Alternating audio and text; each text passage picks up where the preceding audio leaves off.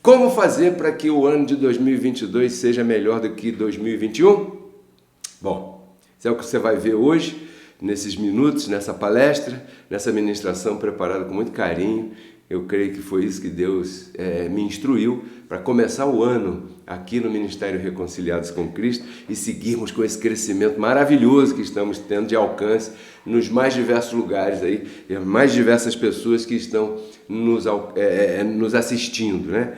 Essa ministração está preparada para ajudar toda pessoa que quer um ano de 2022 cheio de realizações e prosperidade em todas as áreas, né? E quando eu falo isso, eu falo no trabalho, eu falo nas amizades, eu falo nos relacionamentos sentimentais, eu falo nas emoções, eu falo da saúde física, eu falo de tudo isso. Eu queria aclarar uma coisa.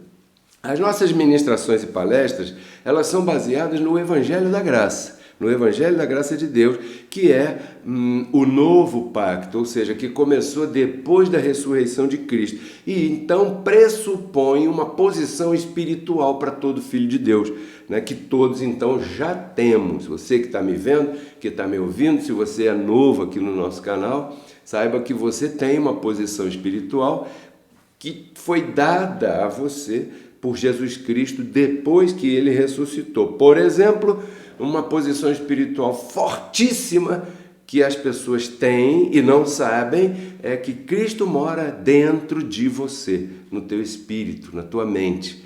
Então, se você conhece essa posição, você me pergunta, o que muda isso na minha vida, Pedro Kelly? Eu explico para você. Se você conhece que Cristo mora na tua mente, significa que você já não vai buscar a Deus lá nas reuniões de correntes de oração e coisa e tal, desses lugares por aí, porque você não precisa ir a um lugar, né, se submeter a um determinado líder para que Deus possa atuar na tua vida. Não, o que você precisa é conhecer que Deus está em você e você pode falar com Ele sem intermediário.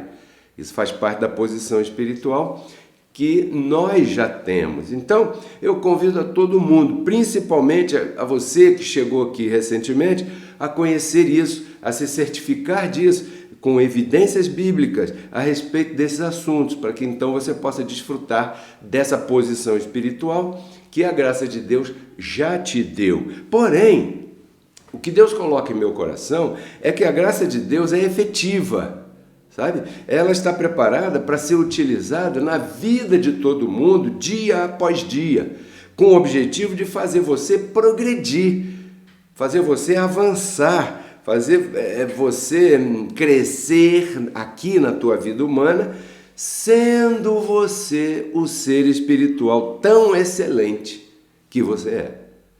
Então a graça de Deus está preparada para atuar no nosso dia a dia, mas para que ela possa atuar no nosso dia a dia, nós temos que conhecer primeiro que temos essa posição aí. Isso é como aquela herança que um parente faleceu e fez um testamento e deixou você como herdeira, como herdeiro, e aqui eu estou te passando essa notícia e estou te dando a senha do cartão no banco para que você possa ter acesso às contas bancárias daquele parente que morreu e deixou para você. Mal comparando, é isso aí que eu estou fazendo aqui, revelando para você, explicando para você, ministrando para você o Evangelho da Graça de Deus. Muita gente não sabe, mas o apóstolo Paulo ele dizia as insondáveis riquezas do Evangelho de Cristo.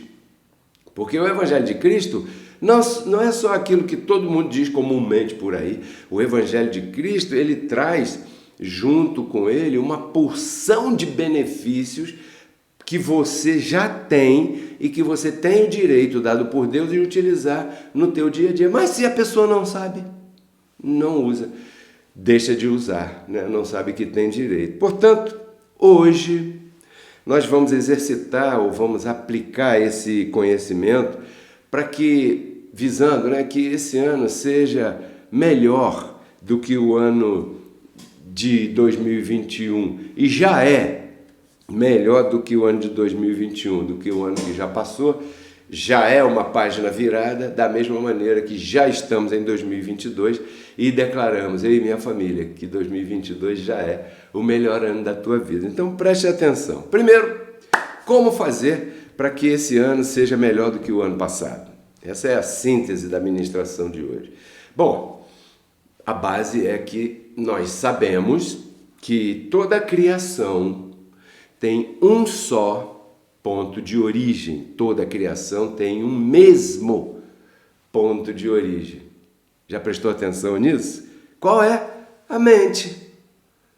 A mente? Sim, senhor, a mente. Por exemplo, na mente do Criador, já estava presente criar tudo. Na mente de Deus, do Criador, no princípio, já estava presente toda a criação, todo o universo, a terra, o sol, os oceanos, os animais, já estava presente aonde? Em sua mente, até que um dia se manifestou. E aqui nós já fazemos a primeira distinção que eu gostaria que você anotasse no teu coração. Qual é a distinção? Eu queria distinguir entre criar e manifestar. Deus é assim, primeiro ele cria, isso está na mente, depois isso toma forma, depois isso se manifesta. Então criar, toda a criação tem a mesma origem, a mente. Quando um engenheiro, um arquiteto vai criar um edifício, né, vai fazer, você contrata o arquiteto para fazer uma construção, uma edificação. Primeiro ele cria na mente, depois ele desenha na planta e depois a empresa, com os pedreiros e os obreiros ali, eles começam a dar forma aos tijolos. Mas antes dos tijolos, teve a mente de alguém. Da mesma maneira, toda a criação nessa terra, antes de ser manifestada, primeiro estava na mente do Criador. Então aprenda a distinguir. Primeira coisa é criar, depois é manifestar. E assim é Deus. O ato de criar é declarar. Esse é o ato de criar, né? É declarar. Sem estar vendo antes. Isso é importante. Declarar sem estar vendo antes. Como é que você vai fazer o ano de 2022 sempre melhor do que o ano de 2021? Já estou te dando aqui uns tips, umas chaves, né? Umas orelhinhas, umas pontinhas aí. Primeiro, preste atenção nesse verso. Esse verso que eu vou dizer agora é o primeiro verso de toda a Bíblia. Todos os 66 livros tem um começo. Gênesis, não vai aparecer na tua tela, não precisa. Está em Gênesis capítulo 1, verso 1, o primeiro verso da Bíblia, preste atenção. Diz assim: no princípio Deus criou mente, os céus e a terra. Esse é o primeiro verso da Bíblia. E se você aprendeu o que eu falei agora, distinguir entre criar e manifestar, quando você ler isso, no princípio Deus criou os céus e a terra, você não pode confundir isso e dizer que no princípio Deus criou os céus e a terra, pronto, está tudo criado. Não, peraí, ele pensou, porque isso não apareceu assim quando ele criou, né? Aí diz o outro verso, como é que era? A terra era sem forma e vazia. Sem forma e vazia, abençoado, significa sem existência. Não havia se manifestado. Por quê? Porque ele estava criando, ele não havia falado ainda. Por isso é que a terra era sem forma. Não quer dizer que sem forma e vazia a terra era horrorosa, porque sem forma não significa feiosa. Sem forma significa que ainda não foi formada.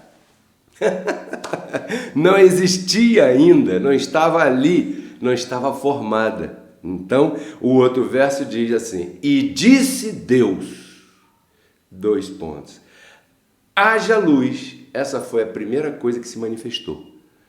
No princípio, Deus criou, não manifestou. Quando lá no outro verso, lá embaixo, ele diz: haja luz, ele falou, primeiro passou por sua mente, depois saiu por sua boca. Haja luz e houve luz. A luz só apareceu depois que Deus disse, depois que Deus falou, depois que Deus hablou. Enquanto ele estava no princípio, Deus criou os céus e a terra. Não havia nada. Não havia céu nem terra visível, palpável. Por quê? Porque a terra era sem forma e vazia. Sem forma significa não havia sido formada ainda, né? Então é isso aí. Reconciliados com Cristo.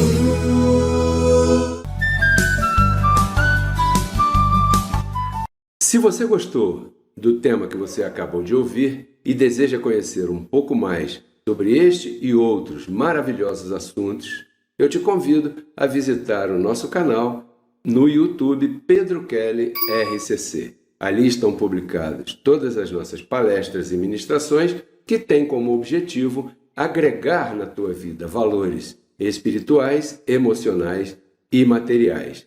Espero que você se inscreva no canal, que você goste do material e principalmente que você compartilhe com todos os teus amigos. Até breve. Porque Cristo na cruz não transformou a nossa carne, né? Ele resgatou o nosso espírito.